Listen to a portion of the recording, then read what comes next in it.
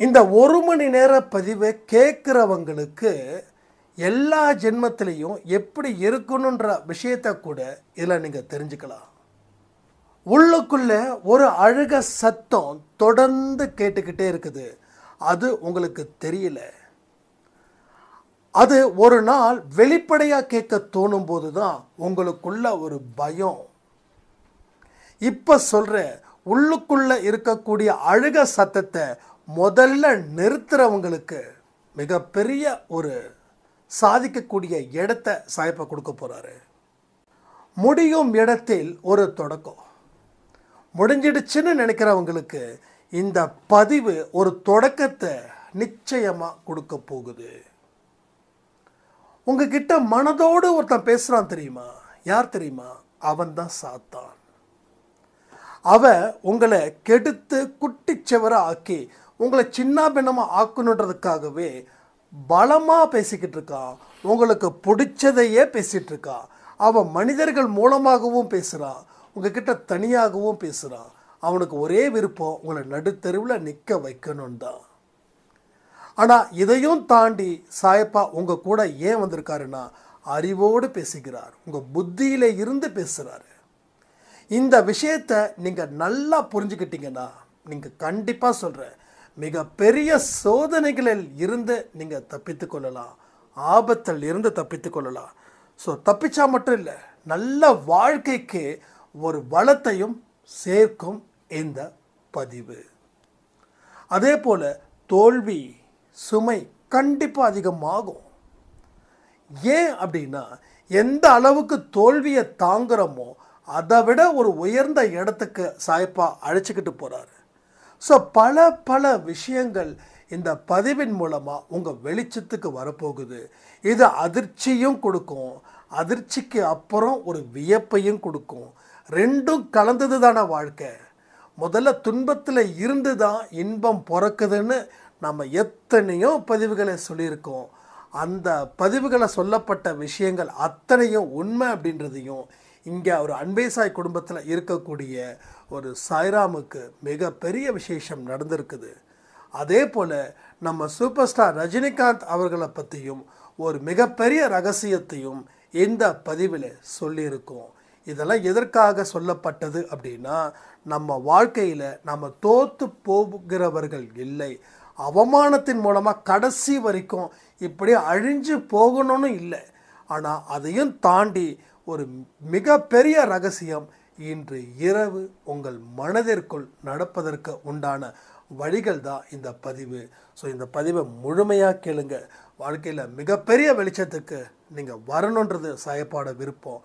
அவருடைய விருப்பத்தை நிறைவு செய்வதே நம்ம அன்பேசாய் குடும்பத்தோட விருப்பமாக இருக்கணும். மறுபடியும் சொல்கிறேன், 10 நிமிஷத்தில் கேட்குறவங்களுக்கு ஒன்றுமே நடக்காது, 20 நிமிஷத்தில் கேட்குறவங்களுக்கு ஒன்றும் நடக்காது.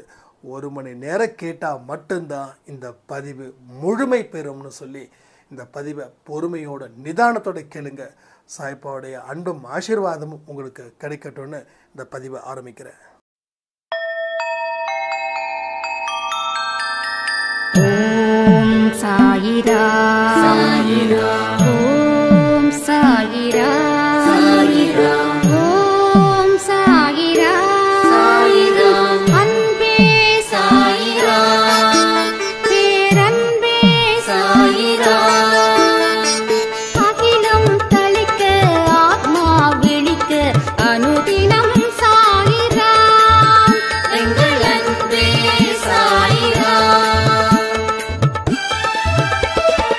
ஒன்றே இறைவன், ஒன்றே பூமிக்கென்றும் சாயிரா, சரணம் சாயிரா, நன்றே செய்து வாழ்வோம், நாம் ஒன்றே செய்து வாழ்வோம், அன்பே சாயிரா.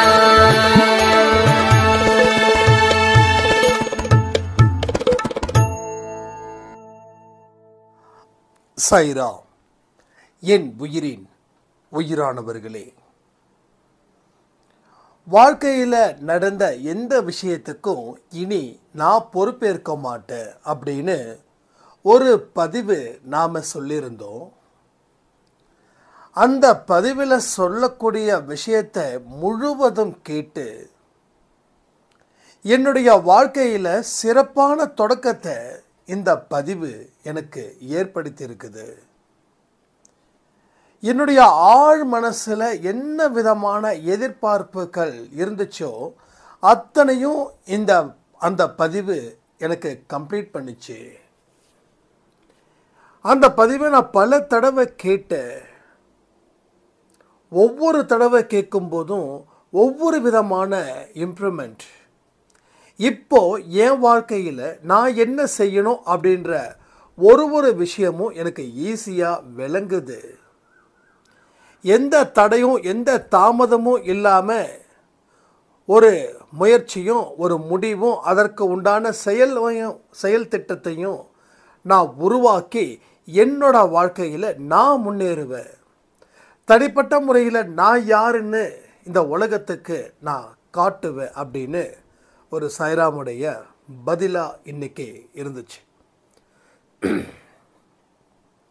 நாம் அந்த பதிவில் சொல்லக்கூடிய விஷயங்கள் எத்தனை பேர் கேட்டீங்க அப்படின்னு எனக்கு தெரியாது. ஏன்னா இது 1 வீக்கோ இல்லை 2 வீக்கு முன்னாடியோ அந்த பதிவில் சொல்லப்பட்டது.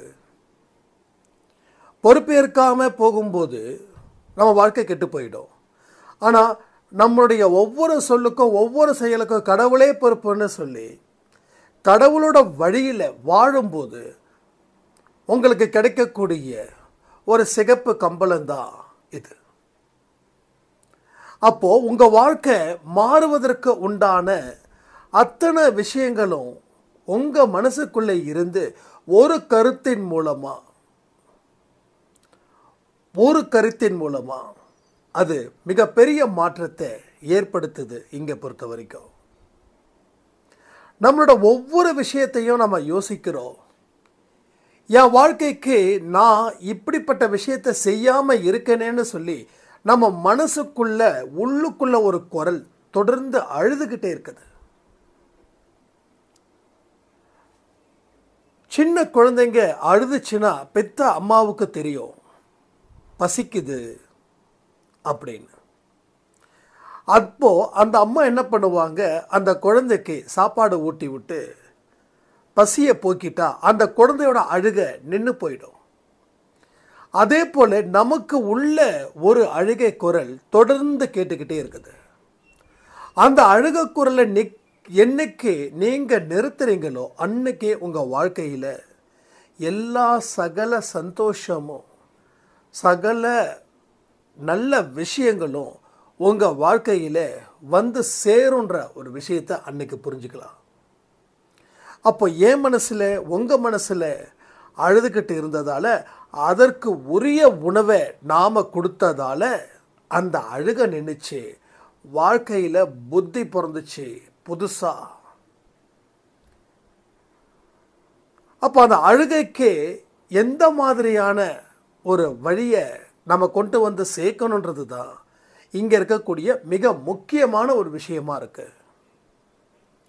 அப்போ அந்த உணவை அந்த தாய் கொடுத்து தன்னுடைய குழந்தையோட பசியை போக்கி அழகாக சிறப்பாக தூங்க வச்சு செய்கிறது போல நமக்கு உள்ளுக்குள்ளே இருக்கக்கூடிய ஒரு அழுகை குரலையும் நாம் என்ன பண்ணணும், நல்ல கருத்துக்கள் மூலமாக உணவை அதுக்கு நிரப்பணும்.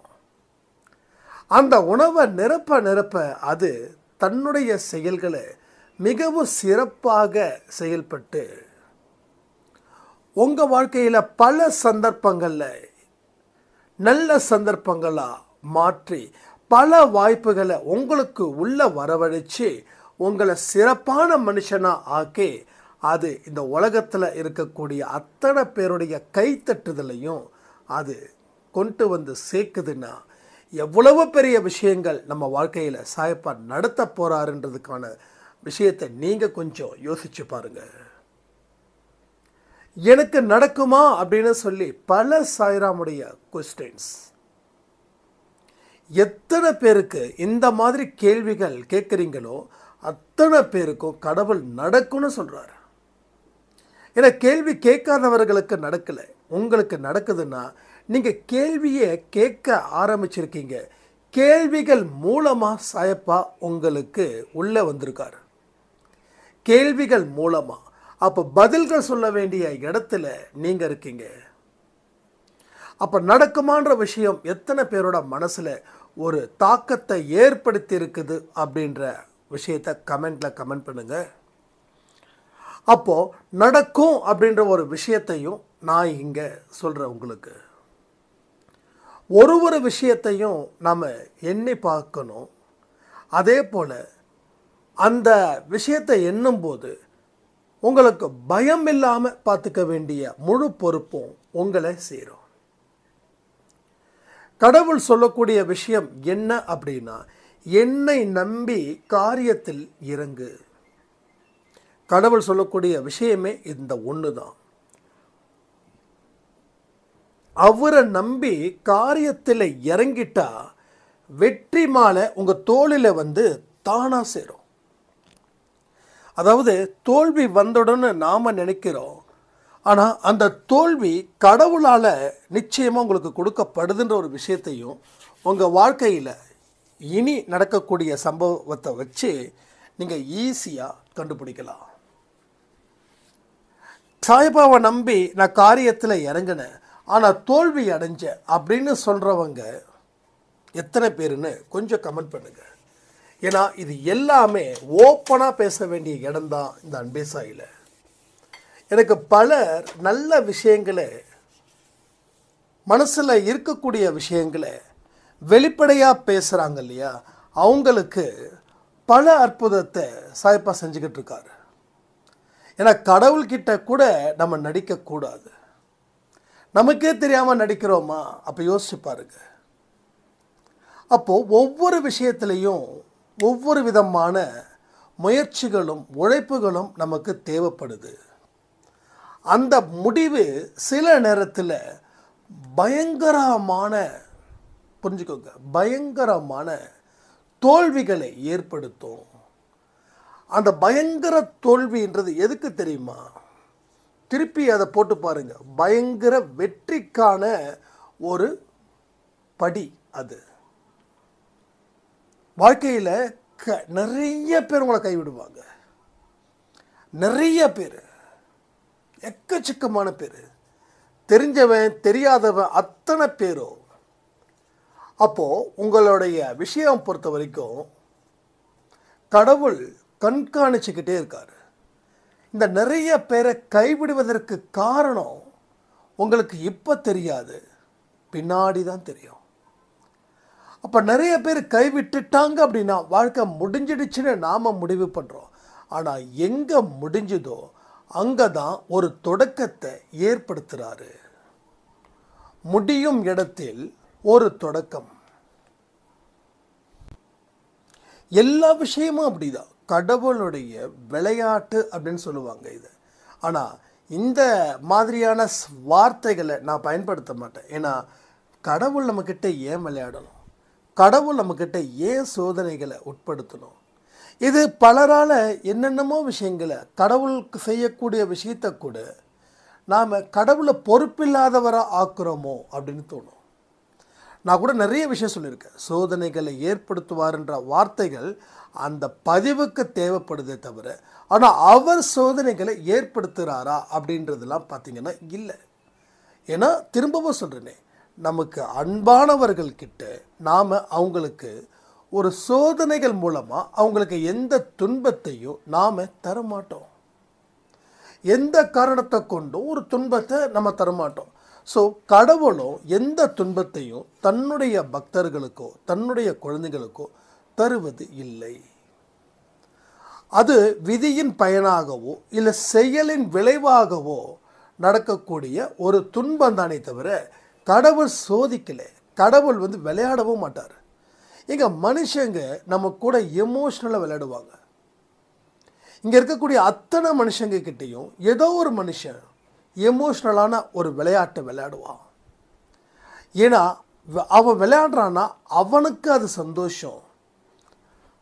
ஆனால் விளையாடக்கூடியவர்களுக்கோ துக்கம். அப்போது அந்த மாதிரியான விஷயத்தை கூட கடவுள் விரும்ப மாட்டார். கடவுள் ஒரு துன்பத்தை கொடுக்கவும் மாட்டார். இந்த விஷயத்தை நீங்கள் புரிஞ்சுக்கிற வரைக்கும்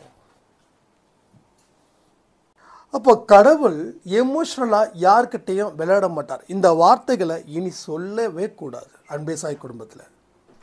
அதே போல் சோதனைகளை செய்யவும் மாட்டார். நான் பதிவின் மூலமாக ஒரு விஷயத்த சொல்கிறேன்னா அதை புரிய வைக்கிறதுக்காக. ஆனால் கடவுள் சோதிக்கிறவரும் கடவுள் நம்மளுடைய எமோஷ்னலில் விளையாடுபவரும் இல்லை. இது மிக மிக முக்கியமான விஷயங்கள்.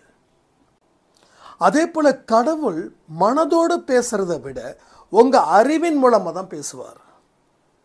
மனதோடு பேசுறது கடவுள் இல்லை, மனதோடு பேசுறது சாத்தான். மனதோடு பேசுபவர் யாருன்னு கேட்டிங்கன்னா உங்கள் பதில் அது சாத்தானாக இருக்கட்டும். அப்போது கடவுள் யாரோடு பேசுவார் அப்படின்னா உங்கள் அறிவோடு பேசுவார். நிறைய விஷயங்களை நம்ம அன்பே சாயில சொல்லிக்கிட்டு தான் இருக்கோம். ஆனால் மனசு விட மாட்டேங்குது இல்லை. அப்போ மனசுக்குள்ளே யார் இருக்கா? மனசுக்குள்ளே ஒரு சாத்தான் உங்களுக்கு கட்டமைச்சிட்டான். அவன் உங்ககிட்ட நல்ல விஷயங்களை செய்யக்கூடாதுன்னு உறுதியாக ஏற்படுத்தி அவன் ஒவ்வொரு விஷயத்துலையும் உங்களை தூங்க வைக்கிறான். எதை பற்றியுமே சிந்திக்கக்கூடாது, எதை பற்றியுமே நினைக்கக்கூடாது, எதை பற்றியுமே முடிவுபடக்கூடாது, எந்த செயலையும் செய்யக்கூடாது, யாருக்கும் எந்த உதவியையும் செய்யக்கூடாது. இப்படி ஒரு நாளும் மனதோடு பேசுபவன் யாருன்னு கேட்டால் சாத்தான். இப்போ நான் சொல்கிறேன், நாளைக்கு காலையில் 4 மணிக்கு எழுந்திருச்சு ஆரத்தி எடுக்கலாமா? நாளைக்கு ஒரே ஒரு நாள். எல்லாத்துக்கும் சொல்கிறேன், இது ஜஸ்ட் ஒரு இதுக்காக சொல்ல. நாளைக்கு காலையில் 4 மணிக்கு எழுந்திருச்சு ஆரத்தி எடுக்கலாமா? இப்போ இன்னைக்கு நீங்கள் எடுக்கலான்னு சொல்கிறீங்கன்னு வச்சுக்கோங்க. ஆனால் நாளைக்கு காலையில் ஆரத்தி எடுத்தீங்கன்னா நாளைக்கு 12 மணிக்கு கொடுக்கக்கூடிய ஆடியோவில் எனக்கு பதில் சொல்லுங்கள், எடுத்தீங்களா இல்லையான்னு. அப்போ மனதோடு பேசுபவன் சாத்தான் என்ன சொல்லுவான்னா, 4 மணி ஆயிடுச்சு, இன்னைக்கு எழுந்திருக்க வேண்டாம். இப்போ என்ன எல்லாருமே எழுந்திரிச்சிட போகிறாங்களா? இல்லை 4 மணிக்கு எழுந்திரிச்சாதான் வாழ்க்கையிலே ஜெயிக்க முடியுமா அப்படின்னு அதுக்கு ஒரு 10-15 பேரை உதாரணத்துக்கு கொண்டு வந்து அந்த சாத்தான் நிறுத்துவான். அதாவது உங்கள் சொந்த பந்தங்களில் சில பேர் ரொம்ப பணக்காரராக இருக்கலாம், நீங்கள் சில பேர் பொறாமப்படக்கூடிய அளவுக்கு அவங்க வாழ்ந்திருக்கலாம். அப்போ அவங்க 4 மணிக்கு எழுந்திரிச்சு தான் சாயப்பா கிட்ட ஆரத்தி சச்சரிதம் எல்லாமே செஞ்சாங்களா? அதெல்லாம் ஒன்றும் கிடையாது. நாமளாக நினச்சிக்கிறோம் நம்ம 7 மணிக்கு எழுந்திரிச்சா கூட நாம் செய்ய வேண்டிய விஷயத்தை கவனத்தோடு செஞ்சிடலாம், அதனால் சாயப்பா ஒன்றும் கோச்சிக்க மாட்டாருன்னு சொல்லி இவன் உங்களை தூங்க வச்சிடுவான். ஸோ ரெகுலராக 7 மணிக்கு எழுந்திருக்கக்கூடிய நீங்கள் அன்னைக்கு 9 மணிக்கு எழுந்திருப்பீங்க. அப்போ யார் பேசி அந்த விஷயத்தை கழிச்சிருக்காங்கன்னா அந்த சாத்தான். இப்போ கடவுள் எங்கே பேசுவார்? உங்கள் அறிவோடு பேசுவார். அறிவோடுனா அந்த அறிவோடு இல்லை, உங்களோட அறிவு, உங்கள் புத்தியின் மூலமாக உங்களுக்கு பேசுவார். அப்போ அந்த புத்தி பல இடத்துல உங்களுக்கு, நீ ஏன் இதை இன்னும் செய்யலை, நீ ஏன் இப்படி இருக்க, நீ இப்படி வாழ்ந்திருந்தா இந்நேரம் நீ ராஜா மாதிரி வாழ்ந்திருக்கலாம், மந்திரி மாதிரி வாழ்ந்திருக்கலாம், ஆனால் இன்னைக்கு நீ பிச்சைக்கார மாதிரி வாழ்ந்துக்கிட்டு இருக்க. ஸோ ரோட்டில் போகிறவன் கூட உன்னை மதிக்க மாட்டேன்றான். இதெல்லாம் கடவுள் புத்தியின் மூலமாக பேசக்கூடிய வார்த்தைகள். ஸோ மனதோடு பேசுபவர் யாருன்னா சாத்தான், புத்தியோடு பேசுபவர், புத்தியிடம் பேசுபவர் யாருன்னா கடவுள். அப்போது என்கிட்ட பல பேர் சொல்லக்கூடிய விஷயம், நான் எழுந்திருக்கணும்னு நினைக்கிறேன், எழுந்திருக்க முடியல, சச்சரித்திரம் படிக்கணும்னு நினைக்கிறேன், படிக்க முடியல, மெடிடேஷன் பண்ணணும்னு நினைக்கிறேன், பண்ண முடியல. அப்போது நான் இந்த 3 விஷயங்கள், அதாவது 4 பிராணாயாமத்தோடு சேர்க்கிறேன். மொத்தம் இந்த 4 விஷயத்தை ஏன் நம்மளால் செய்ய முடியாது? உண்மையிலேயே இந்த 4 விஷயம் செய்வதற்கு நேரம் இல்லையா? அப்படி நேரம் இல்லைன்னா இந்நேரம் நீங்கள் வாழ்க்கையில் செமையாக வாழ்ந்துருக்கணும். கரெக்டாக? ஏன்னா உங்கள் சாத்தான் படாத பாடுபடுத்தி என்னுடைய பேச்சை கூட நிறுத்த வைக்கிறான். நான் பேசுறது கூட உங்கள் காதில் போயிடக்கூடாதுன்னு. இது ஒரு பெரிய விளையாட்டு. இது வந்து ஒரு கற்பனைக்காக இங்கே சொல்ல நினைக்க வேண்டாம். ஏன்னா கற்பனைக்காக சொல்கிறேன்னா அது நான் உங்ககிட்ட சொல்லிடுவேன், இது ஒரு கற்பனை தான் அப்படின்னு. ஆனால் உண்மையிலேயே 100% உண்மையை தான் இந்த பாயிண்ட்டை வச்சு நான் சொல்கிறேன். இதை நீங்கள் நம்புனீங்கன்னா தப்பிச்சுக்கலாம், நம்பலைன்னா உங்களை அந்த சாத்தான் நடுத்தெருவில் வந்து நிறுத்திடுவான். ஸோ நம்பினால் தப்பிக்கலாம், நல்லா புரிஞ்சுக்கோங்க. அப்போ மனதோடு பேசக்கூடிய ஒரு விஷயமும் சாத்தான் தான் பேசுகிறான். ஏன்னா மனசு எப்பயுமே மோசமாகவே நினைக்கணும்னு அவனுடைய எண்ணம். அவன் வந்து அவனோட கூட்டத்தை பலம் சேர்க்கிறான். இப்போ உங்கள் வீட்டில் மொத்தம் 4 பேர் 5 பேர்னு வச்சுக்கோங்க. நீங்கள் ஒரு விஷயம் செய்கிறீங்க, அப்போது அந்த விஷயத்தை செய்யும்போது 5 பேர் மொத்தமாக இருக்கீங்கன்னா ஒவ்வொருத்தவங்களோட ஆதரவும் நம்ம மனசு தேடும். கரெக்டு தானே? ஒவ்வொருத்தவங்க ஆதரவும், இவங்க நமக்கு சப்போர்ட் பண்ணால் பரவாயில்ல, நம்ம அண்ணன் சப்போர்ட் பண்ணால் பரவாயில்ல, நம்ம தங்கச்சி சப்போர்ட் பண்ண பரவாயில்ல, நம்ம அக்கா சப்போர்ட் பண்ண பரவாயில்ல அப்படின்னு. அப்போ யாருமே சப்போர்ட் பண்ணலைன்னா நீங்கள் என்ன தான் தாமு தூமுன்னு குதிச்சாலும் போயிடும். அதே போல் தான் இந்த சாத்தான் என்ன பண்ணுறான், தனக்கு தேவையான அத்தனை விஷயங்களையும் உங்கள் மூலமாக கொண்டு வந்து விடுறான். அவனுக்கு பொறுத்த வரைக்கும் என்னென்னா, நீங்கள் நடுத்தெருவில் நின்று கதறணும், அதை அவன் பார்த்து ரசிக்கணும். இதுதான் நடக்குது. அதுதான் சொல்கிறேன், உங்களுக்குள்ள ஒருத்தன் இருக்கிறான், அவன் அழுதுகிட்டு இருக்கிறான்னா அவன் மிக மிக நல்லவன். அவனுக்கு ஃப்ரீடமே இல்லாமல் போயிடுச்சு, அவனுக்கு சுதந்திரமே இல்லாமல் போயிடுச்சு. ஏன்னா அவன் ஒரு மெகா திறமைசாலி. இப்போது நீங்கள் ரொம்ப ஸ்கில்டு, பக்கா ஸ்கில்டு, ஆனால் உங்கள் லைஃப் பார்ட்னரோ உங்களுடைய டோட்டல் ஃப்ரீடத்தை நசுக்கிட்டாங்கன்னா,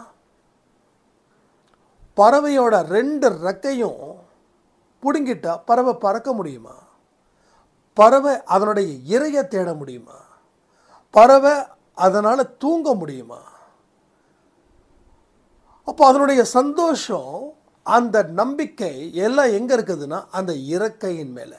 அந்த ரெக்கை போயிடுச்சு, அதனால் எதையுமே செய்ய முடியல.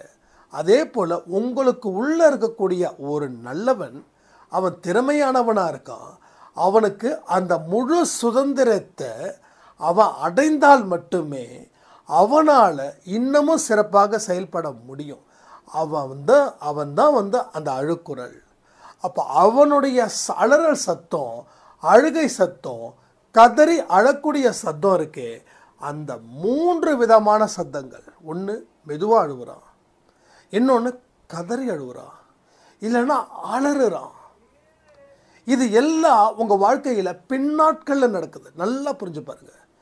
உள்ளுக்குள்ளே அழுகிற சத்தம் வெளியில் கேட்கக்கூடிய காலம்தான் இந்த துன்பத்தில் இருக்கக்கூடிய காலம். நல்லா பாருங்க, ஒரு மிடில் ஏஜ்ன்றது வந்து அப்ராக்சிமேட்டாக 100ன்றதை தாண்டி ஒரு 80 வச்சுப்போம் மனுஷனுடைய லைஃப் சர்க்கிள். அந்த 40 இயர்ஸ் வரைக்கும் எந்த ஒரு அழுகையும் வெளிப்படாது, ஆனால் உள்ளுக்குள்ளே அந்த அழுகை கேட்டுக்கிட்டே இருக்கும். அந்த 40 தாண்டும் போது உள்ளுக்குள்ளே இருக்கக்கூடிய அந்த அழுகை சத்தம், 3 விதமான அழுகை, அந்த அழுகை சத்தம் வெளிப்படையாக கேட்க தோணுது. சில பேர் சொல்லுவாங்க, நான் கதறி அழுதேன் சாய்னா, நான் ரொம்ப மனசு நொந்து போயிட்டேன், என் வாழ்க்கையில் எல்லாம் முடிஞ்சிடுச்சுன்னு நான் அழுதேன். ஸோ இத்தனை விஷயங்கள் முன்னாடியே நடந்திருக்குது. அது உங்களுக்கு இன்வைசபிளாக இருக்குது, அதாவது கண்ணுக்கு தெரியாமல் இருக்குது. இப்போது அதனுடைய அந்த வெளிப்புறம் நடக்குது இல்லையா, இது இன்னைக்கு நேற்று நடக்கலை. உள்ளுக்குள்ளே அழுதுகிட்டு இருந்தவன் இன்னைக்கு சத்தமாக அழுதுகிட்டு இருக்கான். அந்த சத்தத்தை நாம கேட்குறோம் வெளிப்புறமாக. ஸோ இந்த வித்தியாசங்கள் தான். அப்போ உங்கள் வாழ்க்கையில் பாருங்கள், நிறைய விஷயங்கள் உங்களுக்கே தெரியாமல் எவ்வளவு சதி வலைக்குள்ள நீங்கள் இருக்கீங்க. இதில் இருந்து மீள்வதற்கு முயற்சிகள் செய்தும் முடியாமல் போனதுக்கு காரணம், அவன் உங்களுக்கு தடை போட்டுக்கிட்டே இருக்கான். யார்? சாத்தான். இது எல்லா மதத்துலேயும் இருக்குது. எல்லா மதத்துலேயும் இருக்கக்கூடிய மத நூல்களில் சாத்தான்னு சொல்லுவாங்க, பேய் சொல்லுவாங்க, பிசாசு சொல்லுவாங்க, தீய சக்தியை சொல்லுவாங்க. ஆக மொத்தம் ஒரு நல்ல சக்தி ஒன்று இருந்துச்சுன்னா அதுக்கு எதிராக ஒரு தீய சக்தி நிச்சயமாக அதுவும் இருக்கும். நல்ல சக்தி எப்படி வேலை பார்க்குதோ அதே போல் தீய சக்தியும் வேலை பார்க்குது. ஒரு மனுஷன் கடவுள் அருளை பெற்று அவன் வாழ்க்கையில் வாழ்ந்துக்கிட்டு சந்தோஷமாக இருக்கிறான்னா அவனுக்கு நல்ல சக்தி மட்டும்தான் வழிநடத்துதுன்னு அர்த்தம். ஒரு மனுஷன் தொடர்ந்து கதறிக்கிட்டே இருக்கிறான்னா அவனுக்கு தீய சக்தி வழிநடத்தினதால அதன் மூலமாக வந்த விளைவுகள்னு அர்த்தம். எத்தனையோ மனுஷங்க கொலை பண்ண கூட தயங்க மாட்டாங்க. ஒரு மனுஷனோட உயிரை எடுக்கிறது கூட ஒரு சாதாரணமான விஷயமா இருக்கும். ஆனால் நாம் அந்த ஞாயிற்றுக்கிழமை கோழி வாங்கிறதுக்கு கடைக்கு போனால் அந்த கோழி ஏதோ தொங்க விட்டுருந்தானா அது ஏதோ ஒன்றும் பிரச்சனை இருக்காது. ஆனால் நமக்கு முன்னாடியே அந்த கோழி அந்த கூண்டில் இருந்து அந்த கோழியை அவர் எடுப்பாரா? எடுத்த உடனே என்ன பண்ணுவார்? அந்த தலையை கட் பண்ணுவாரா? நம்ம மனசு துடிக்குமா இல்லை ரசிக்குமா?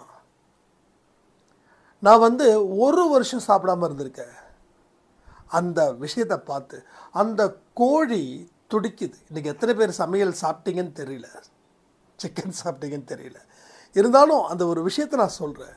அந்த கோழி துடிக்குது. துடித்ததுக்கப்புறம் அதனுடைய தோலை எடுக்கிறதுக்கு ஒரு பெரிய கிரைண்டர் மாதிரி இருக்கும், அதில் தூக்கி போடுவாங்க. தூக்கி போட்டதுக்கப்புறம் மறுபடியும் அதை எடுத்து உரித்து நாம் என்ன பீஸ் கேட்குறோம், நம்ம லெக் பீஸ் கேட்குறோமா இல்லை நெஞ்சு பீஸ் கேட்குறோமா? இது அப்போ இதுக்கே நம்ம மனசு அலறுது, ஐயோ ஒரு உயிர் அப்படின்னு.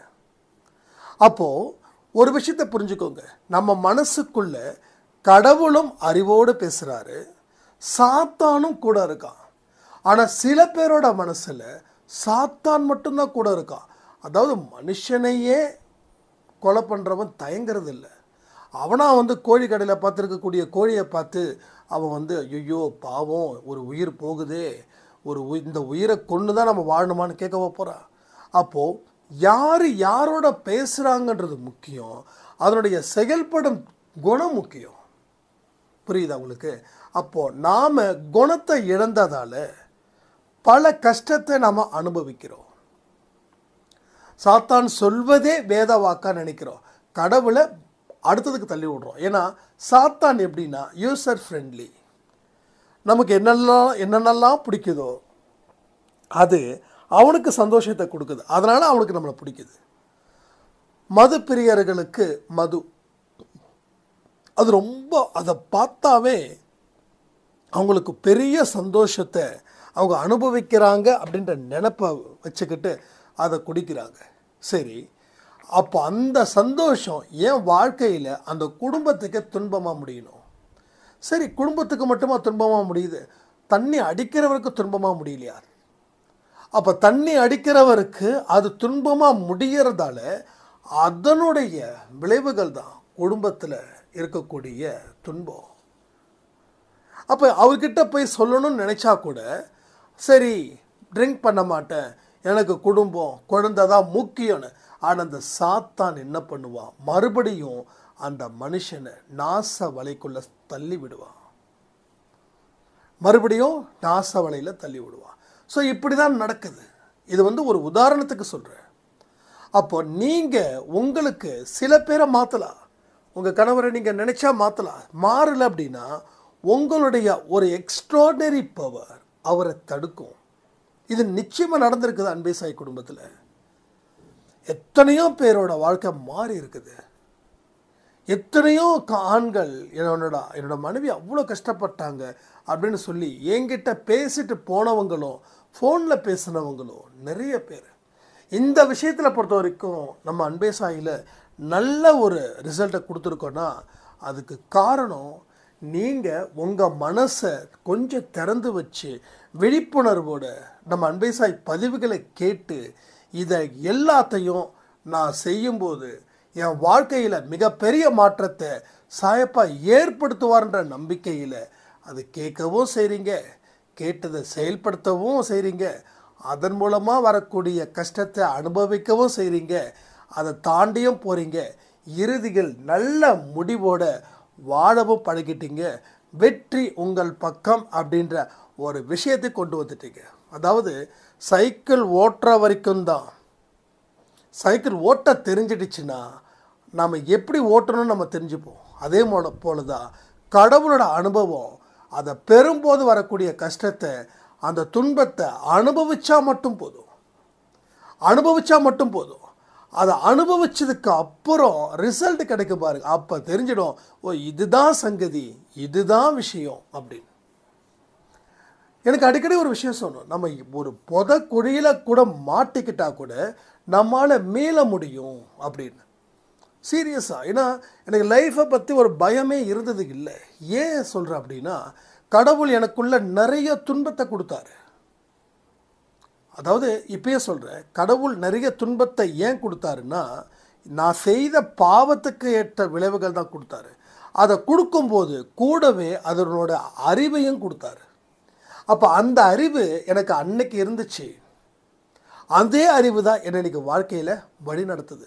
அதனால் எப்பேற்பட்ட மோசமான சூழ்நிலையில் நான் மாட்டிக்கிட்டாலும் அதில் இருந்து வெளிவருவதற்கு உண்டான அத்தனை விஷயங்களும் எனக்கு கிடைச்சிருக்கு. ஏன்னா ஏற்கனவே எனக்கு பெற்ற அனுபவம் அது மாதிரி. அப்போ அந்த அனுபவத்தை அதை நான் வீணுன்னு சொல்லி நான் மறுக்க முடியுமா என்ன? அந்த அனுபவம் எனக்கு தேவையானது. அப்போது ஒருவேளை அதை நான் கடக்கலை அப்படின்னா இந்நேரம் எனக்கு இப்படிப்பட்ட ஒரு வாழ்க்கை எனக்கு நிச்சயமாக வந்திருக்காது. அதை நான் கடந்த, அதனால் எனக்கு இப்போ வரைக்கும் எந்த விதமான துன்பங்கள் வந்தாலும் அதை சரி பண்ணி வெளியில் வருவதற்கு உண்டான அத்தனை விஷயங்களையும் எனக்கு இருக்குது. ஏன்னா அனுபவத்தை கொடுத்தாதான் வாழ்க்கையில் ஜெயிக்க முடியும்.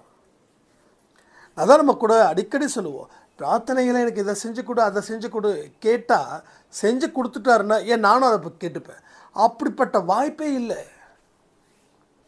இங்கேருந்து நான் ஒரு லண்டனுக்கு போகணும் அப்படின்னா நான் நினச்ச உடனே போயிட முடியுமா? நினச்ச உடனே இப்போ அடுத்த நிமிஷமே நான் லண்டனில் இருக்க முடியுமா? லண்டனில் கூட வேண்டாங்க.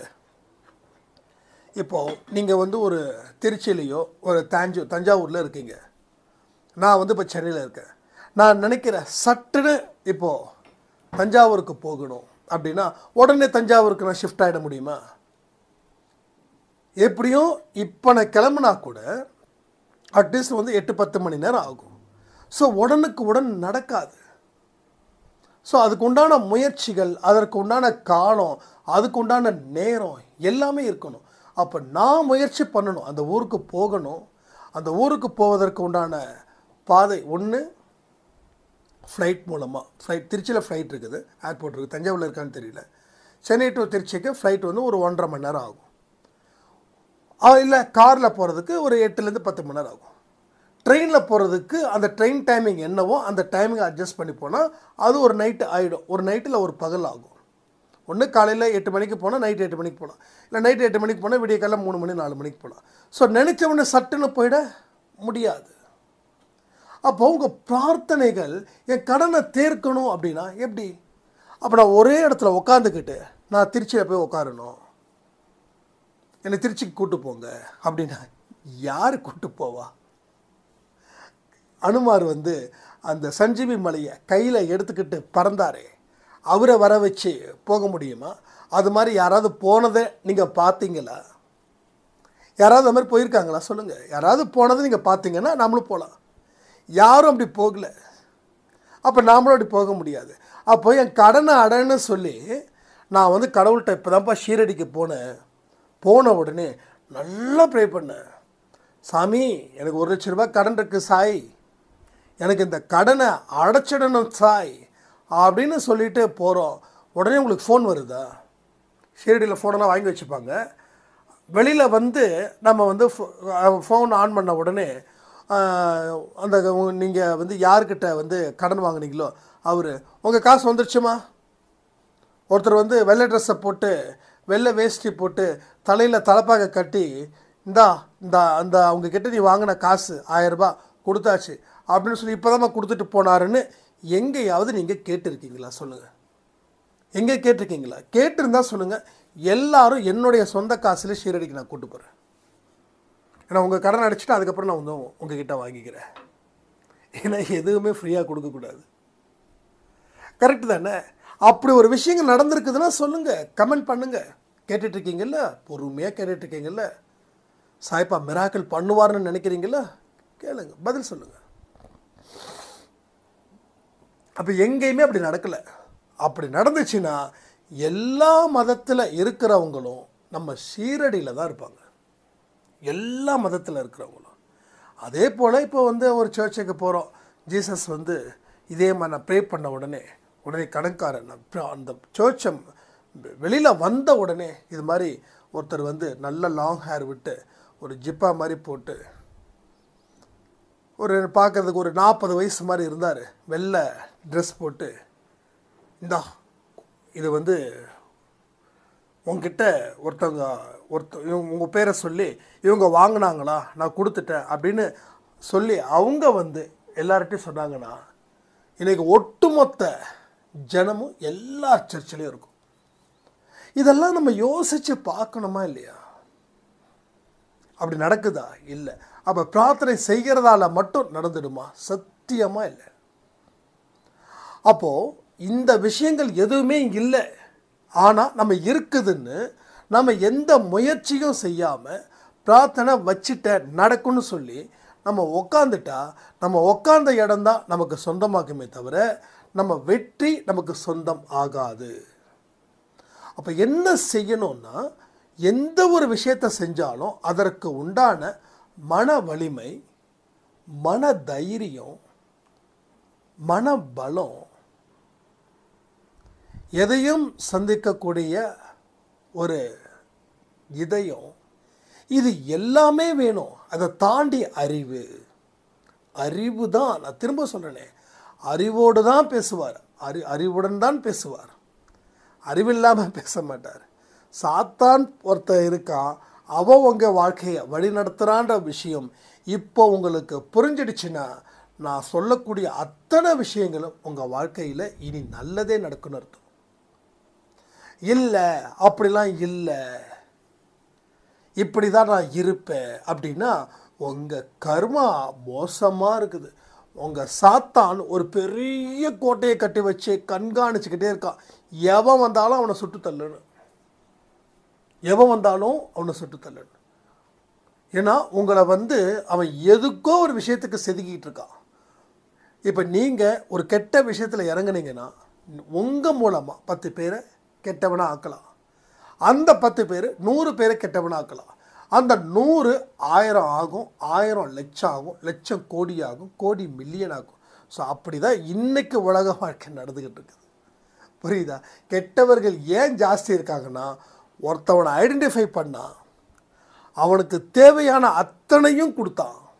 கெட்டு போவதற்கு உண்டான என்னென்ன வழிகள் இருக்கோ அத்தனை வழியையும் அதிகமாக கொடுத்து அவனை நாசமாக்குனான். அவன் 10 பேரை போய் கெடுத்தான். இப்படி தான் நடக்குது. ஒரு தண்ணி அடித்தவர் சொல்கிறார் என்கிட்ட, எந்த கெட்ட பழக்கமும் இல்லை, காலேஜ் படிக்கிற வரைக்கும் நல்லா வந்தேன், ஒரு இடத்துல வேலைக்குன்னு சேர்ந்தேன், இனிமேல் நம்ம குடும்பத்தை நல்லா பார்த்துக்கணும்னு சொல்லி பொறுப்போடு இருந்தால் அங்கே போனால் சோசியல் ட்ரிங்க் அப்படின்னு சொல்லி கொண்டு வந்தாங்க. வாரத்தில் சனிக்கிழமை மீட்டிங். அந்த மீட்டிங் முடிஞ்ச உடனே அந்த ட்ரிங்க் வந்து எடுக்கணும்னு சொல்லி அவங்க அந்த கார்ப்பரேட் கம்பெனியில் ஒரு இது. அப்போ வந்து நான் வேண்டான்னு சொல்லும்போது அவங்க என்ன சொன்னாங்க, நீ கொஞ்சம் சோசியலிசமாக இருக்கணும், அதாவது எல்லாருக்கூடையும் ஒத்து போகணும், பிடிக்கலனாலும் பிடிச்ச மாதிரி நடி அப்படின்னாங்க. ஒரே ஒரு கப்பில் மட்டும் எடுத்துக்கோ, சும்மா அப்பப்போ சிப் பண்ணு, அதாவது அப்பப்போ கொஞ்சம் கொஞ்சமாக குடி அப்படின்னாங்க. இப்போது டெய்லியும் நான் குடிக்கிறேன், டெய்லியும் ஒரு பாட்டில் குடிக்கிறேன். இப்போ வீக்கெண்டில் இந்த மீட்டிங்கு, அப்போ வாரத்தில் மண்டே டு சாட்டர்டே வரைக்கும் இல்லை, வாரத்தில் எல்லா நாட்களும் யாருக்காவது பர்த்டே, யாருக்காவது வெட்டிங் டே, யாருக்காவது மேரேஜ், இப்படி அங்கேயும் ட்ரிங்க். இப்போ நான் வந்து தினமும் எனக்கு வந்து தண்ணி அடிக்கலைன்னா தூக்கம் வராது, சண்டை போடாமல் இருக்க முடியாது. அந்த மாதிரி ஆயிட்டேன். இப்போ ஃபைனலாக இந்த வேலையை விட்டே தூக்கிட்டாங்க.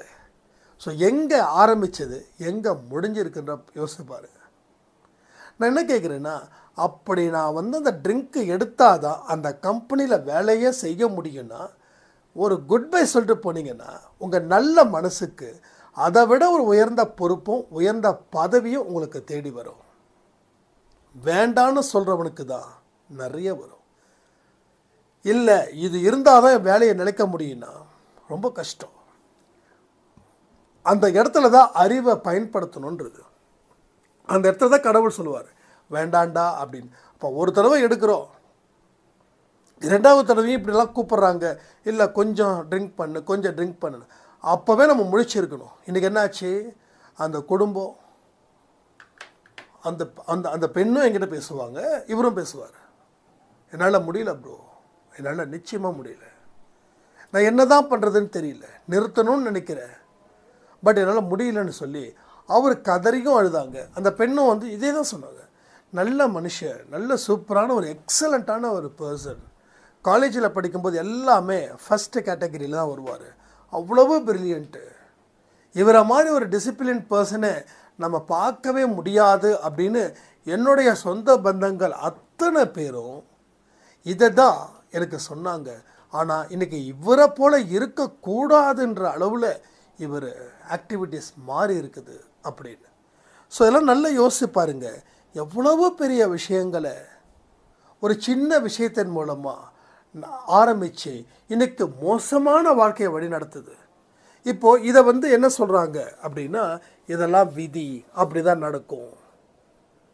அப்போ அத்தனை நாள் நான் ஹாப்பியாக இருந்தார், இப்போ அப்படி இருக்கிறாருன்னா அது விதி, அது யாராலையும் மாற்ற முடியாது, இதற்கு அந்த பரிகாரம் இந்த பரிகாரம்னு சொல்லி ஒரு குரூப் வந்து உள்ளே பூந்துடுச்சு.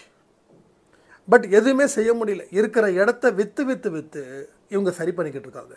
இப்போ அந்த பெண் வந்து ஒர்க் பண்ணுறதால இப்போ கொஞ்சம் பரவாயில்லையாக இருக்குது. ஸோ இதெல்லாம் எதுக்கு சொல்கிறேன்னா, விதி அப்படின்றது எதுவுமே இல்லை, நாம் செய்யக்கூடிய செயல்தான் விதியாக மாறுதே தவிர விதின்றது அப்போவே எழுதப்படவே இல்லை. எழுதப்பட்டுச்சுன்னா நீங்கள் காட்டுங்க, இப்பயும் சொல்கிறேன் காட்டுங்க. நான் என்ன சொல்கிறேன்னா, நீங்கள் விதியை நம்புங்க, நான் வேண்டான்னு சொல்லலை, விதியை நம்புங்க. இப்போ நான் கூட சொல்கிறேன் விதி இருக்குது, நான் இல்லைன்னு சொன்ன உடனே இப்போ நான் விதி இருக்குதுன்னு சொல்கிறேன். இன்னொன்று சொல்கிறேன், அந்த விதியை மதியால் வெல்ல முடியுன்ற விதி இருக்குதுன்னு நான் நம்புகிறேன்.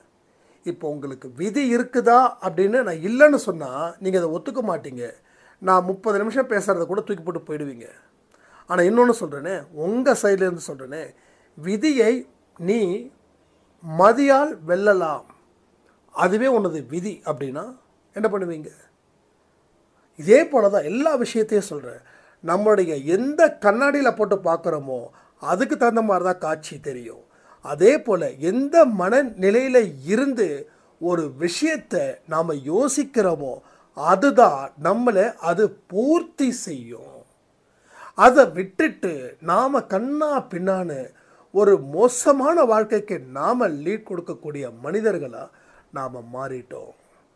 அதான் சொல்ல முடியும் இடத்தில் ஒரு தொடக்கம் அப்படின்னும் போது வாழ்க்கை முடிஞ்சிடுச்சுன்ற இடத்துல தான் இவர் பயங்கரமாக வேலை பார்ப்பார், பயங்கரமாக வேலை பார்ப்பார். நான் இருக்கேன்டா, என்ன முடியலடா அப்படின்னு. ஸோ அது போல் நிறைய பேருக்கு சாய்பா வந்து இப்படிப்பட்ட மிராக்கள் தொடர்ந்து செஞ்சுக்கிட்டே இருக்கார். அப்போ யாருக்கெல்லாம் முடியும் இடத்தில் ஒரு தொடக்கத்தை ஏற்படுத்துவாருன்னா, முதல்ல இந்த பதிவில் சொல்லக்கூடிய விஷயத்தை 100% நம்பணும். நம்மளை சாத்தான் தான் நம்ம மனசுக்கிட்ட வந்து தினைக்கும் நமக்கு குடைச்சல் கொடுத்துக்கிட்டு இருக்கான்றதை நம்பணும். கடவுள் அறிவோடு பேசுகிறார் அப்படின்ற ஒரு விஷயத்தையும் நீங்கள் நம்பி உங்கள் வாழ்க்கையை வாழும்போது தான் உங்களுக்கு ஒரு விஷயம் புரியும். இனிமே அனைத்துக்கும் நீதான் பொறுப்பு, புரியுதா? இனிமே அனைத்துக்கும் நீதான் பொறுப்பு. அந்த இடத்துல அவரை உட்கார வச்சு நீங்கள் அதே இடத்துல உங்களுடைய வேலைகளையும் கடமைகளையும் சிறப்பாக செய்வதற்கு முயற்சிகள் செய்யுங்க. அந்த முயற்சியை தயவு செய்து பின்னுக்கு எடுக்காதீங்க, முயன்று கொண்டே இரு, ஓடிக்கொண்டே இரு. நேற்று கூட யார்கிட்டயோ பேசுகிறேன், சரியாக ஞாபகம் இல்லை. என்னைக்கு நாம் சரியாக இருக்கிறோம் அப்படின்னு நாம் நினைக்கிறோமோ அன்னைக்கே நம்ம ஒர்ஸ்டான இடத்துக்கு போயிட்டோம். சில பேர் சொல்லுவாங்க நம்மளை நம்ம மோட்டிவேட் பண்ணிக்கணும். நாமளே மோட்டிவேட் பண்ணிக்கிறோம் நீங்கள் நினைக்கிறீங்க, ஆனால் நீங்களே டீமோட்டிவேட் பண்ணிக்கிறீங்க. என்னைக்கு நீங்கள் பெஸ்ட்டுன்னு நினைக்கிறீங்களோ அன்னைக்கு நீங்கள் எல்லாத்தையும் இழந்துட்டீங்க. என்னைக்கு நான் திறமை இருக்குது போதும் அப்படின்னு நினைக்கிறோமோ அன்னைக்கே அதோட முடிஞ்சிருச்சு உங்கள் வாழ்க்கையில். ஃபார் எக்ஸாம்பிள் ஒரு சின்ன ஒரு விஷயம் சொல்கிறேன், இது எல்லாருக்குமே மனசுக்குள்ளே போகும்னு சொல்கிறேன். மற்றபடி எனக்கு ஒர்க்கு அப்படின்றத பொறுத்த வரைக்கும் எல்லாரும் ஒரே மாதிரி தான் பார்க்குறேன். பட் இதில் சினிமா சைடில் இருக்கக்கூடியவர்களை பற்றி சொன்னால் உங்களுக்கு இன்னும் ஈஸியாக புரியும்னு நினைக்கிறேன். அதாவது ஆக்டருடைய விஷயங்கள் எப்படின்னா, ஒரு காலத்தில் ரொம்ப பீக்கில் இருப்பாங்க, ஆனால் இன்னைக்கு அந்த ஆக்டர் எங்கே இருக்கிறாங்கன்னு தேடணும். சில பேரை சொல்லி அவங்கள நான் இது பண்ண விரும்பலை.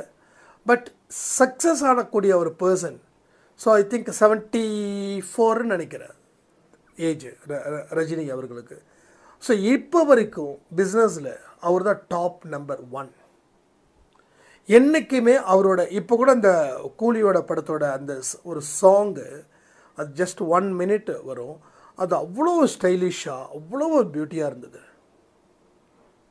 அப்போது அவருடைய ஒர்க்கு, அவரோட டெடிக்கேஷன், அவர் இதோட முடிச்சுக்கணும்னு அவர் நினைக்கல.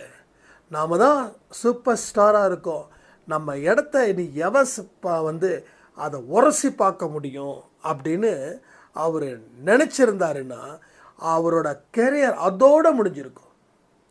ஆனால் எப்பயுமே அவர் தன்னை புது ஒரு மனுஷனாக அவர் நினைக்கிறாரு.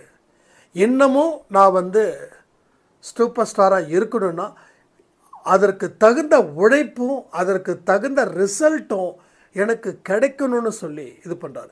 எத்தனையோ பேர் டைரக்டர்ஸுடைய அந்த இன்டர்வியூஸ்லாம் நான் பார்க்கும்போது ரொம்ப மலைச்சு போகிறேன். ஏன்னா என்னோடய ரோல் மாடல் அவருன்னு உங்களுக்கு நல்லாவே தெரியும். ஏன்னா ஆன்மீகத்திலையும் சரி ஒரு ப்ரொஃபஷன்லையும் சரி டாப் லெவலில் அவர் இருக்கிறாருன்றதை நான் முழுசாக நம்புகிறேன். அவரோட ஸ்டைலும் எனக்கு ரொம்ப பிடிக்கும், அவருடைய ஸ்பிரிச்சுவாலிட்டி பிடிக்கும், அவருடைய தொழிலில் நேசிக்கக்கூடிய அந்த விஷயம் பிடிக்கும். மற்றவங்கள பற்றி பேசாத ஒரு நல்ல ஒரு மனிதன். ஸோ நல்ல மனுஷனாகவும் இருக்கார், நல்ல நடிகனாகவும் இருக்கார், ஸோ நல்ல ஆன்மீகவாதியாகவும் இருக்கார். ஸோ நாம் இப்படிப்பட்ட ஒரு விஷயத்தை நம்ம யோசிக்கலை. இப்போ இவருடைய காலத்தில் வாழ்ந்தவர்கள் எத்தனையோ பேர். ஸோ அன்றைக்கி எம்ஜிஆர் சிவாஜி இருக்கும்போது இவர் உள்ளே வந்தார். அதுக்கப்புறம் ரஜினி கமல் அப்படின்னு சகாப்தத்துலேயும் அவர் நின்னார். அதுக்கப்புறம் அஜித் அண்ட் விஜய் காலத்திலையும் இப்பயும் இருக்கிறாரு. இப்போ விஜய் அவர்கள் அரசியலுக்கு போனதுக்கு அப்புறமும் தனிச்சு நிற்கிறாரு. ஸோ அடுத்த ஜென்ரேஷனுக்கும் சவால் விடக்கூடிய அளவில் அவருடைய பிஸ்னஸ் வேறு லெவலில் போகுது. ஸோ கூலி படத்துடைய வியாபாரம் கிட்டத்தட்ட 1000 கோடி ரீச் ஆகும் அப்படின்ற அளவில் ஹார்ட் ஒர்க் பண்ணுறாங்க. 74 வயசு. ஸோ நமக்கு 74 வயசு ஆச்சுன்னா நிறைய பேர் சொல்லுவோம், இல்லை மேக்கப்லாம் போட்டால் ஆகிடுவாங்கன்னு. அப்போது சக நடிகர்களும் 74 தொட்டவங்க கூட விட்டுருங்க, 60 65 இருக்கக்கூடியவர்களும் மேக்கப் போட்டால் பிஸ்னஸ் ஆகிடுமா சொல்லுங்கள்? அதுக்காக மற்ற சக நடிக்கிற குறை சொல்லலை, யாரையும் குறை சொல்லி பார்த்து இல்லை கம்பேரிஷன் பார்த்து இவர் தான் டாப்புன்னு சொல்ல வரல. நான் ரஜினின்ற தனி மனுஷனுடைய வாழ்க்கை எப்படிப்பட்டதுன்றதை நான் சொல்கிறேன். ஸோ கஷ்டப்பட்டு வாழ்ந்த வாழ்க்கை ஆரம்பத்தில், ஆனால் இன்றைக்கி கோடீஸ்வரன், இந்தியாவிலேயே தெரியக்கூடிய ஒரு ஆள். ஸோ இந்தியாவை தாண்டியும் சில நாட்டில் அவருடைய வியாபாரம், அவரோட படத்தோட வியாபாரம் சூப்பராக இருக்குது. ஜப்பான், சிங்கப்பூர் அப்படின்னு. நான் சமயத்தில் நம்ம அன்பேசாய் குடும்பத்தில் இருக்கிறவங்க வீட்டுக்கு போகும்போது அது போயஸ் கார்டன் அவரோட வீட்டை தாண்டி தான் போகணும். அப்போ அவங்க வீட்டில் என்னை ரொம்ப இன்வைட் பண்ணியிருந்தாங்க, நம்ம அன்பேசாய் குடும்பத்தில் இருக்கிறவங்க.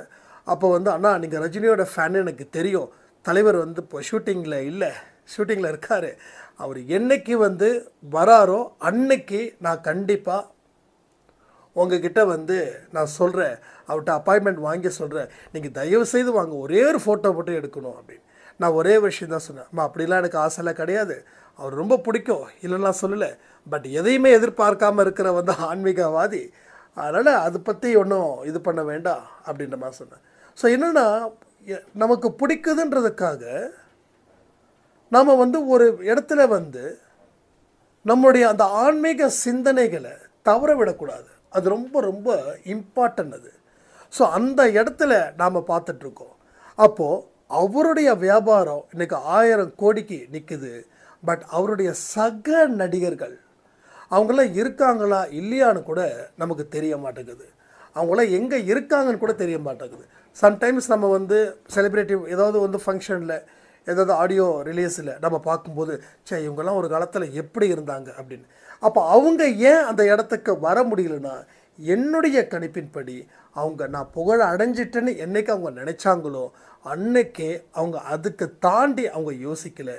ஆனால் இவர் 73 வயசானாலும் இன்னமும் நான் உழைச்சாதான் எனக்கு இந்த சூப்பர் ஸ்டார் பட்டம் அப்படின்றதுல ரொம்ப தெளிவாக இருக்கிறதால இன்னைக்கு வரைக்கும் அவர் உழைச்சிக்கிட்டு இருக்கார். அவர் சம்பாதிக்கணுன்றத நோக்கமெல்லாம் ரெண்டாவது தான். பட் அதனுடைய இந்த தொழிலில் இருக்கக்கூடிய அந்த பக்தி, அந்த நேர்மை, அந்த கண்ணியம், எல்லா விஷயங்களும் சொல்லிக்கிட்டே இருக்கலாம். ஸோ இது போல தான் நிறைய விஷயங்கள் நாமளே ஒரு போலியான வளையத்துக்குள்ளே அப்பா சூப்பர் செம நம்ம ஃபஸ்ட் கிளாஸாக ஜெயிச்சிட்டோம் அப்படின்னு நினச்சிட்டோம் அப்படின்னா தோற்றுக்கிட்டே இருக்குன்னு அர்த்தம். அப்போது எங்கே உங்களுக்கு முடியும் இடத்துல ஒரு தொடக்கத்தை கொடுக்குதுன்னா, உங்கள் வாழ்க்கை இன்னமும் வாழணும், இன்னமும் நம்மளுடைய செயல்கள் பல மடங்கு உயர்த்தணும், நல்ல எண்ணங்கள் அடிப்படையில் ஒரு விஷயத்தை கட்டமைக்கணும் அப்படின்ற ஒரு இடத்துல நீங்கள் இருக்கும்போது தான் அந்த முடியும் இடத்தில் ஒரு தொடக்கத்தை சாயப்பா ஏற்படுத்துவார். அப்போது எல்லா விஷயத்துக்கும் அவரே பொறுப்பு அப்படின்ற ஒரு விஷயத்த சொல்லியிருக்கோம். எஸ், எல்லா விஷயத்துக்கும் அவர் தான் பொறுப்பு. அப்போது உங்களுக்கு கடும் நெருக்கடி ஏற்படும். நான் சொன்ன மாதிரி நிறைய பேர் உங்களை கைவிடுவாங்க, நிறைய பயங்கர தோல்விகள் கிடைக்கும். அந்த இடத்துல அசராமல் நிற்கணும். அங்கே தான் மிக முக்கியமான விஷயம். அந்த இடத்துல மட்டும் நம்ம நின்றுட்டோம் அப்படின்னா நாம் எல்லா இடத்துலையும் வெற்றி பெற்ற மனிதர்களாக நாம் மாறிடுவோம். அப்போ சாயப்பாவோட வழியில் உங்களுடைய விஷயத்தை நீங்கள் இணைக்கும் போது கடும் நெருக்கடி, பயங்கர தோல்வி நிச்சயமாக உங்கள் வாழ்க்கையில் வந்தே தீரும். அதை நீங்கள் தாண்டிட்டீங்கன்னா உங்களை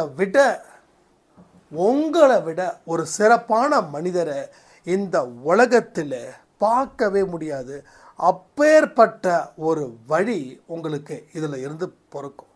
ஸோ வழி இருந்தால் தான் வழி பிறக்குன்னு சொல்லுவாங்க. அந்த வழி எடுத்துக்கிட்டிங்கன்னா வழி ஆட்டோமேட்டிக்காக உங்களுக்கு வரும். அதே போல் எப்படி உடனே வெற்றி அடைஞ்சிட முடியுமா? அப்போது இத்தனை நாள், இத்தனை மாதம், இத்தனை வருஷம் வெயிட் பண்ணணுமா அப்படின்னு. ஸோ எந்த ஒரு விஷயமும் மெதுவாக தான் ஆரம்பமாகும். அதாவது தோல்வி அதிகரிக்கும், அதுக்கப்புறம் மெல்ல விலகும், எக்ஸ்ட்ரீம் போகும். எக்ஸ்ட்ரீம் எவ்வளவுக்கு எவ்வளோ எக்ஸ்ட்ரீம் போகுமோ அவ்வளவுக்கு அவ்வளோ. ஆனால் அந்த வரைக்கும் நீங்கள் பொறுமையாக இருங்க, உங்களுக்கு உயிர் போகாது, உங்கள் கூட இருக்கிறவங்களுக்கு எந்த பிரச்சனையும் இருக்காது. ஆனால் பிரச்சனை இருக்கிற மாதிரி இருக்கும். ஒரு சிங்கமோ ஒரு முதலையோ ஒரு பாம்போ உங்களை எதிர்நோக்கி சீற்றத்தோடு வரும். அந்த சீற்றத்தோடு அது வரும்போது உங்களை முடிக்க போகுதுன்றது கிடையாது. அது வரதுக்குள்ள அதனுடைய தடத்தை கடவுள் பார்த்துடுவார். ஒரு சிங்கம் வருதுன்னா நீங்கள் நினைப்பீங்க உங்களை தான் முழுங்க வருதுன்னு. ஆனால் உங்களுக்கு பின்னாடி இருக்கக்கூடிய அதுக்கு பிடிச்ச ஒரு உயிரினம் இருக்குது. அந்த உயிரினத்தை சாப்பிட்றதுக்காக வருது. நீங்கள் பயந்து ஓட வேண்டிய அவசியமே இல்லை. அங்கே நின்றுடுங்க, கடவுள் ஏதோ ஒரு வழி காட்டுவார் உங்களுக்கு. அங்கே நின்றுடுங்க. அப்போ தான் தெரியும், சிங்கம் நம்மளை சாப்பிட வரலை, பின்னாடி இருக்கக்கூடிய வேற ஒரு மான வேட்டையாட வந்திருக்குது அப்படின்ற மாதிரி. ஸோ இப்படி தான் இருக்கும். ஆனால் உங்களுக்கு எந்த பிரச்சனையும் வராது. நான் சொல்கிறது எல்லாமே உங்கள் வாழ்க்கையில் கண்டிப்பாக டெஃபினட்டாக நடக்கக்கூடிய விஷயத்தை தான் இங்கே நான் தொடர்ந்து பேசிக்கிட்டே இருக்கேன். அப்போ ஒவ்வொரு தினமும் ஒவ்வொரு நொடியும் நம்ம மனசு எப்படிப்பட்டதோ அதற்கு தகுந்த மாதிரியான வாழ்க்கை தான் உங்களுக்கு வாழ்ந்துக்கிட்டு இருக்கிறோன்றதை நீங்கள் புரிஞ்சுக்கோங்க. உள்ளுக்குள்ள ஒரு அழுகை குரல் கேட்குதுன்றத நான் இப்பயும் சொல்கிறேன். இல்லை இது ஒரு கற்பனை கலந்த கதாபாத்திரத்தை நான் உருவாக்கலை. உண்மையிலேயே அந்த அழுகுரல் உங்களுக்கு உள்ள சைலண்ட்டாக இருந்தது. அது உங்களுக்கு உள்ளுக்குள்ளே இருந்ததால் தெரியல. சில பேர் சொல்லுவாங்க, எனக்கு ஒரு டாக்டர் சொல்லுவார், நீங்கள் எத்தனை நாளாக உங்களுக்கு இந்த பிரச்சனை இருக்குதுன்னு. நீங்கள் சொல்லுவீங்க, எனக்கு ஒரு 2 மாதமாக இருக்குதுங்க. இல்லைங்க, பல வருஷமாக இந்த பிரச்சனை இருக்குது.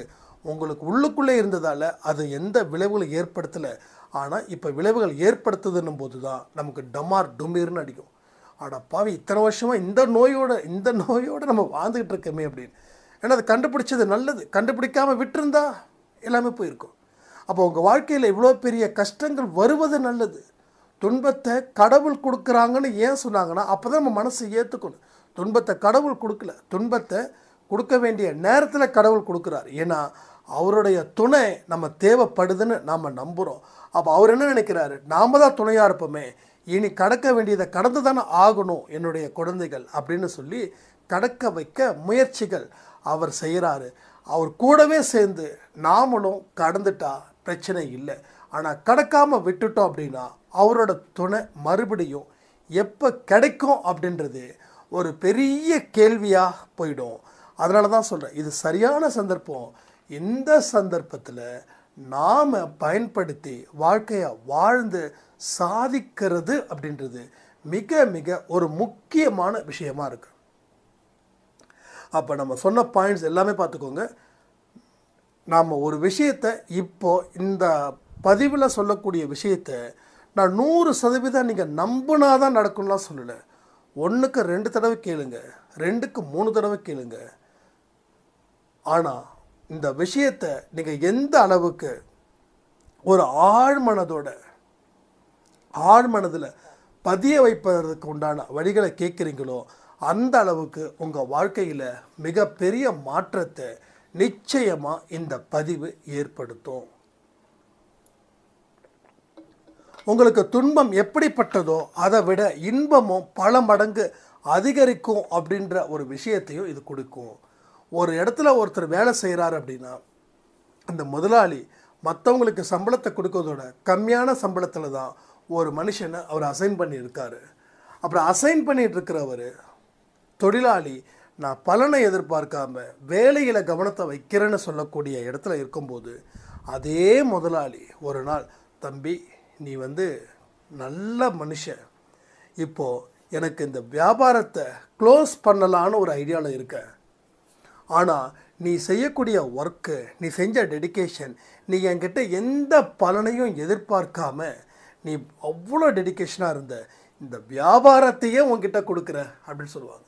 அதாவது காசுக்கு வேலை பார்க்குறோம், எனக்கு வேலை நேரம் அதிகம், அதனால் இங்கே ஒருத்தன் 1000 ரூபாய் எனக்கு சேர்த்து கொடுத்தான், அது போகிறது தான் புத்திசாலித்தனம் அப்படின்னு நினச்சி வாழ்ந்தவங்க கடைசி வரைக்கும் ஏதோ ஒரு வேலையில் தன்னை ஈடுபடுத்திக்கிட்டு லாஸ்ட்டு வரைக்கும் ஒரு மோசமான ஒரு கமிட்மெண்ட்டோட வாழ்கிறாங்க.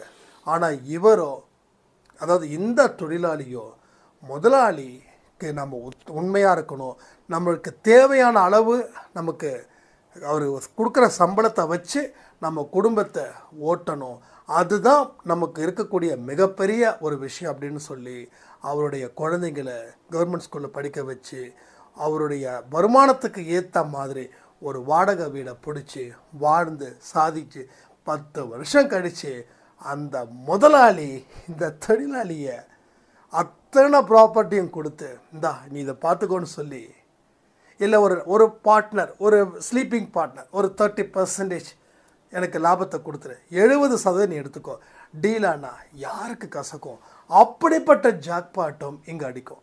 ஸோ உனக்கு துன்பம் பெருசு தான், நீ இழந்தது பெருசு தான். ஆனால் இப்போ தெரியாது நீ இந்த இடத்துல எந்த அளவுக்கு நிலைச்சு நிற்கிறியோ அதுக்கு அப்புறம் தெரியும் நான் உனக்கு எவ்வளோ பெரிய ஒரு வாழ்க்கையை ஏற்படுத்தி தந்திருக்கேன்னு. அவசரப்பட்டு நீ எந்த ஒரு காரியத்தையும் கெடுத்து விட்டுறாத. இதுதான் சாயப்பா இந்த பதிவின் மூலமாக உங்களுக்கு சொல்லப்பட்ட மகா ரகசியம். இப்போ இந்த பதிவில் பல விஷயங்களை நம்ம பார்த்துக்கிட்டு இருக்கிறோம். பலவிதமான திருப்பங்கள் ஏற்படுவதற்காகத்தான் இந்த 1 மணி நேர பதிவை நீங்கள் கேட்டுக்கிட்டு இருக்கீங்க. இதில் எத்தனையோ பேர் 10 நிமிஷத்தில் முடிச்சிருக்கலாம், அவர்களுக்கு அதுதான். இன்னும் சில பேர் 20 நிமிஷத்தில் வச்சுருக்கலாம். அப்போ 20 நிமிஷத்தில் நான் என்ன சொல்லணும் அது மட்டும்தான் அவங்க. ஆனால் ஒட்டுமொத்தமாக 1 மணி நேரம் கேட்குறீங்க பாருங்க. அந்த 1 மணி நேரத்தில் பல விஷயங்களை நம்ம பேசியிருக்கோம், பல ஜென்மத்துக்கும் நம்ம பேசியிருக்கோம். அப்போ வாழ்க்கைன்றது இந்த ஒரு துன்பத்தை நீங்கள் கடந்துட்டீங்கன்னா, அதுக்கப்புறம் எப்பேற்பட்ட ஒரு துன்பம் வந்தாலும் விடு பார்த்துக்கலான்னு சொல்லி முழு முயற்சியோடு இறங்கி நீங்கள் வாழ்க்கையில் வெல்வதற்கு உண்டான அத்தனை விஷயத்தையும் கொடுக்கும்.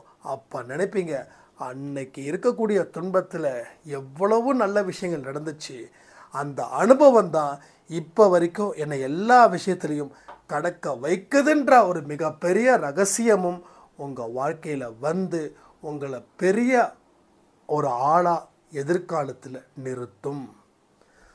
ஸோ யார் யாரெல்லாம் உங்கள் இன்பத்தில் இருந்துக்கிட்டவர்கள் துன்பத்தை பார்த்து ஓடுனாங்களோ மறுபடியும் அவர்கள் உங்களிடம் வருவார்கள்.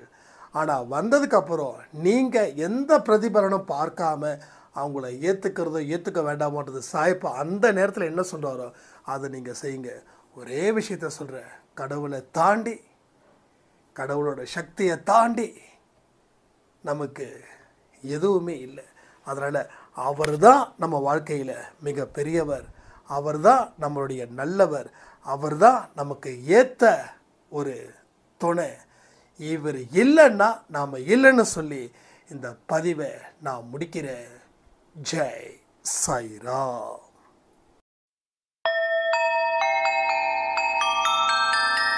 ஓம் சாயிரா. சாயிரா.